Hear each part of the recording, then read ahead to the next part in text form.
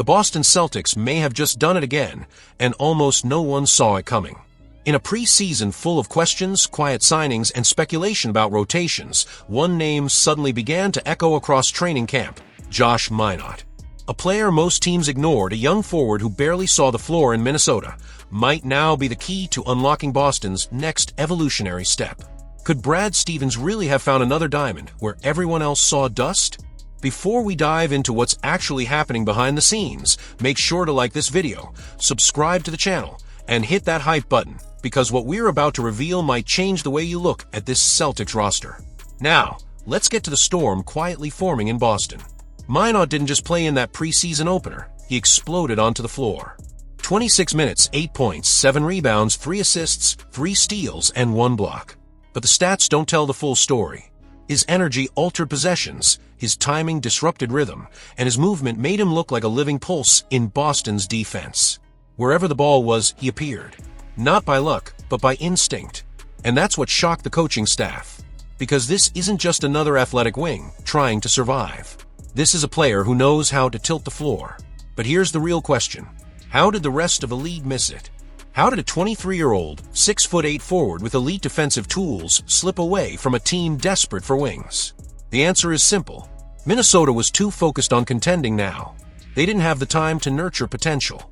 Brad Stevens did. He looked beyond the numbers, beyond the limited minutes, and saw the one thing every modern contender needs: a long, switchable defender who could evolve into a reliable threat from distance. And then came the twist. Minott didn't just look like a project, he looked ready. He took 5 3-pointers in his very first game, wearing green and gold, and Joe Mazzulla told him to keep shooting. That's a sign of trust rarely given to newcomers. When Boston coaches give you the green light, it's because they see something real. The Celtics system is built to develop shooters, to transform potential into production, and the proof is already there. Derek White became a two-way star, Sam Hauser turned from undrafted unknown into one of the league's deadliest snipers, and Luke Kornet quietly became a rotation piece no one predicted. So what happens if Minott follows that path? Imagine a rotation where Jayson Tatum, Jaylen Brown, and Minott share the floor. 3 long, switchable defenders capable of punishing mismatches, closing passing lanes, and stretching defenses thin. The Celtics are no longer just playing basketball, they're engineering chaos. And Minott, with his relentless movement and defensive IQ, might be the perfect piece to make that chaos productive. But will his offense hold up under real pressure? That's the one burning question. He's made only 20 of 59 career attempts from deep, but shooting isn't just about numbers, it's about rhythm and repetition. Boston knows how to teach both. They turned hesitant shooters into confident scorers, and now it's Minott's turn. The Celtics shooting staff has refined the mechanics of veterans and rookies alike, and Minott's form, though raw, carries the fluidity coaches love to mold. Every contender in the league is hunting for the same thing: a versatile, high-motor, 3-and-D wing who doesn't need the ball to change the game. The difference is that most teams have to pay millions to get one.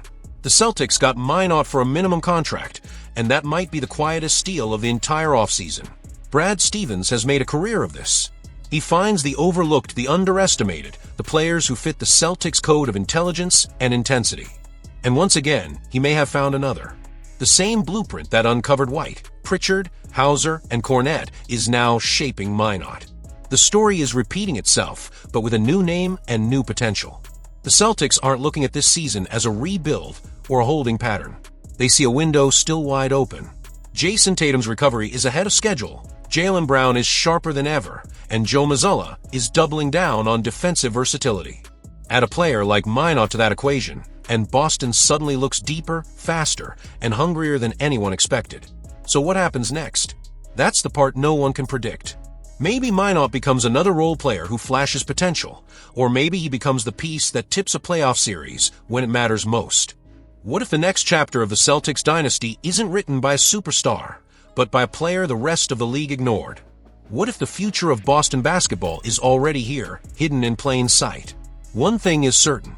The Celtics don't stumble upon talent, they uncover it with precision. And Josh Minott might just be the next name to make the NBA wonder how they missed him. Stay tuned, because this story is just beginning. One thing is certain. The Celtics don't stumble upon talent, they uncover it with precision. And Josh Minott might just be the next name to make the NBA wonder how they missed him. But what if Minott's rise is only part of something bigger happening inside Boston's locker room? Because now another figure has arrived to shake the foundation of this team's identity. A veteran, hungry, fearless, and ready to fight for something greater than stats or headlines. Chris Boucher didn't just join the Celtics, he came to redefine what toughness means in green. And then it happened. In his very first preseason battle against Memphis on October 9th of 2025, Boucher showed the world exactly what kind of heartbeat he brings. When rookie Hugo Gonzalez got tangled under the basket and ended up on the floor, Boucher didn't hesitate. He stepped forward, chest out, eyes locked, and sent a message that echoed louder than any dunk. This wasn't about one play. It was about protection, unity, and a statement that this team defends its own. That moment wasn't in the box score, but sent chills through the bench. Joe Mazzulla loved it, calling it the kind of mentality that turns ordinary games into statements of culture. But what nobody expected was how fast Boucher's energy would infect the entire roster. He wasn't just filling the gap left by Kristaps Porzingis, Al Horford, or Luke Kornet. He was creating something new, something raw. A sense that Boston wouldn't just outscore opponents, they would outfight them. In a league obsessed with spacing and analytics, Boucher brought back the old code of respect. Protect your rookie. Challenge anyone who crosses the line. That's Celtics basketball at its purest form. Boucher understands this role because he lived it. Years ago, in Toronto, Kyle Lowry and Serge Ibaka taught him what it means to stand up when the moment demands it. Now, he's the veteran, the guardian, the enforcer of Boston's new generation. And what nobody saw coming is that this fire doesn't just boost morale, it changes performance. The players around him start diving harder, talking louder, believing deeper. It's contagious. His story adds another layer to Boston's transformation. A 32-year-old entering his 9th NBA season, earning roughly $11 million over the next 2 years, finally finds himself in a place that rewards both skill and spirit. He runs the floor like he's 20 again, contests every shot, and still has the nerve to sprint from half court just to challenge a buzzer beater. That's not normal effort, that's obsession. But what if that obsession is exactly what the Celtics need right now? With stars like Jayson Tatum recovering and new faces learning the system, Boucher's attitude might be the glue that holds it all together. He's not the top scorer, he's the tone setter. He's the voice that tells the locker room this team isn't satisfied with almost. And when you look closely, it's easy to see how much the young players feed off it. Every great Celtics team had that one player who refused to let opponents feel comfortable. Marcus Smart carried that torch before. Now it might belong to Boucher. His presence says, if you touch one of us, you deal with all of us. That kind of fire wins games that talent alone can't. The beauty of this moment is that Boston's evolution isn't about rebuilding, it's about reinforcing identity. Boucher's arrival isn't a side note, it's a spark. And while the headlines focus on star injuries or new rotations, inside the locker room something deeper is forming. A bond, a toughness, a hunger that no stat sheet can measure. So maybe the Celtics' next big leap doesn't come from a highlight play or a trade deadline surprise. Maybe it comes from a man who already knows what it takes to fight for every inch. Chris Boucher didn't just join the Celtics, he reminded them who they are. And that reminder might be the secret weapon that pushes Boston back to the top of the league. Chris Boucher didn't just join the Celtics, he reminded them who they are. A team built on unity, resilience, and faith in the next man up. But now, the story takes an even more electrifying turn. Because deep inside the Auerbach Center, something extraordinary is happening. Something that could flip the entire narrative of the season. The whispers started small, then spread fast. Could Jayson Tatum actually return this season? The idea sounded impossible just a few months ago. On May 12th of 2025, in Game 4 against the New York Knicks, Tatum went down with a torn Achilles tendon, an injury that usually ends any season, sometimes entire careers. But what if this time it doesn't? What if the face of the Boston Celtics is rewriting the rules of recovery, of belief, of destiny itself? According to ESPN's Shams Charania, neither the Celtics nor Tatum has ruled out a return this season. That one sentence sent a shockwave through the league. Cautiously optimistic, that's how Shams described the organization's stance. And behind those words, something more powerful is hidden. Determination. Because Tatum isn't just another superstar. He's a generational competitor, someone who refuses to let time or statistics define him. And then came the proof. A few weeks ago, Tatum dropped a video on his YouTube channel showing his first on-court workout since surgery. The sound of sneakers on hardwood echoed like a heartbeat. He looked focused, intense, alive. When he said, "I'm working my tail off to get back," it didn't sound like hope. It sounded like a promise. The same promise that made him one of the most feared players in the league, a man capable of carrying Boston through storms and silence. But what nobody expected is how his recovery has become a symbol for the entire team.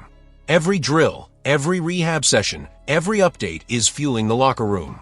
The veterans see it as a challenge. The young players see it as proof that greatness demands everything. And Joe Mazzulla, he sees it as a reason to push harder.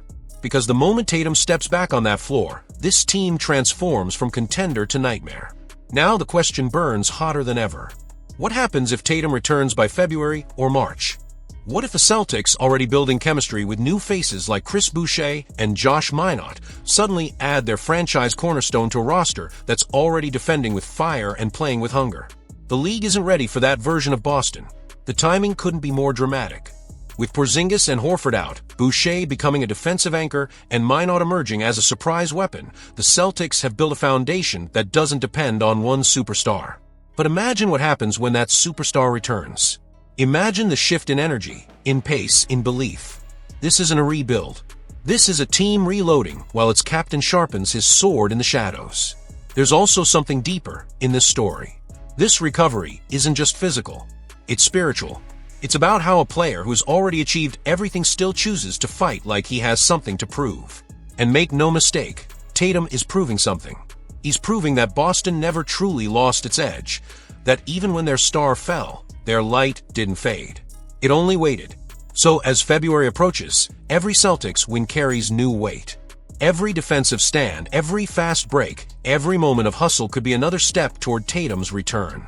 And when that day comes, the sound inside TD Garden will shake the rafters like it's 1986 again. The question isn't whether he can return. It's what will happen to the rest of the league when he does. Because if Jayson Tatum walks back onto that court this season, the balance of power shifts overnight.